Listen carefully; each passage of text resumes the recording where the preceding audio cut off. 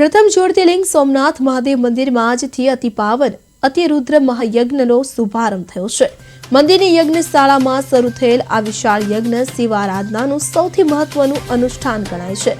5 દિવસ ચાલનારા આ યજ્ઞમાં 108 બ્રાહ્મણો દ્વારા 9 યજ્ઞ કુંડોમાં તિલ તથા અષ્ટ દ્રવ્યો સાથે કુલ 24 લાખ આહુતિઓ અર્પિત કરવામાં આવશે।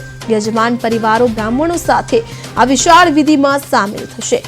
અતિરુદ્ર યજ્ઞને અત્યંત પવિત્ર અને કલ્યાણકારી માનવામાં આવે છે। આ યજ્ઞ દ્વારા પૂર્વજન્મના સંચિત કર્મોનું ફળ પ્રાપ્ત થાય છે અને જન્મ જન્માંતરના પુણ્યનો સંગ્રહ થાય છે। યજ્ઞથી આત્માની અને આભા મંડળની શુદ્ધિ થાય છે તેમજ યજમાન અને સમસ્ત જીવ માત્રનું કલ્યાણ થાય છે। શિવ કૃપા મનની ઈચ્છાઓની પૂર્ણતા અને સોમનાથ મહાદેવની પ્રસન્નતા મેળવવા આ યજ્ઞ વિશેષ પ્રભાવશાળી માનવામાં આવે છે। સોમનાથ તીર્થ દ્વાદશ જ્યોતિર્લિંગોમાં પ્રથમ સ્થાન ધરાવે છે અને પવિત્ર ભૂમિ તરીકે પણ જાણીતું છે। ચંદ્રમાએ પણ પોતાના દોષ નિવારણ માટે અહીં તપ કરી ભગવાન સોમનાથને પ્રસન્ન કર્યા હતા। અહીં કરવામાં આવનાર યજ્ઞ જપ અભિષેક કે અન્ય ધાર્મિક કાર્યો ભક્તિની મનોકામનાઓ ઝડપથી પૂર્ણ કરે છે।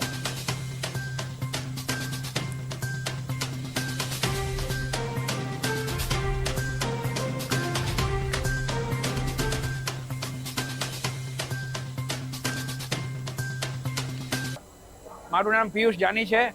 અમે કેન્યા આફ્રિકા દેશમાંથી આવીએ છીએ। નાયરોબી ડેર રહીએ છીએ। અમારો પૂરો પરિવાર જાની પરિવાર ઉપમન્યુ ગોત્ર છે અમારું। અને મારા પુત્રને પ્રેરણા થઈ અતિરુદ્ર યજ્ઞ કે જે પવિત્રમાં પવિત્ર સોમનાથ તીર્થ સ્થાન છે ત્યાં પ્રેરણા મળી તો સહકુટુંબ બધા પરિવાર સાથે આવ્યા છીએ અને યજ્ઞનો આનંદ માણી રહ્યા છીએ। મારું નામ પિયુષ જાની છે। અમે કેન્યા આફ્રિકા દેશમાંથી આવીએ છીએ। નાયરોબી ડેર રહીએ છીએ।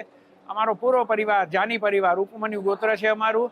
અને મારા પુત્રને પ્રેરણા થઈ અતિરુદ્ર યજ્ઞ કે જે પવિત્રમાં પવિત્ર સોમનાથ તીર્થ સ્થાન છે ત્યાં પ્રેરણા મળી તો સહકુટુંબ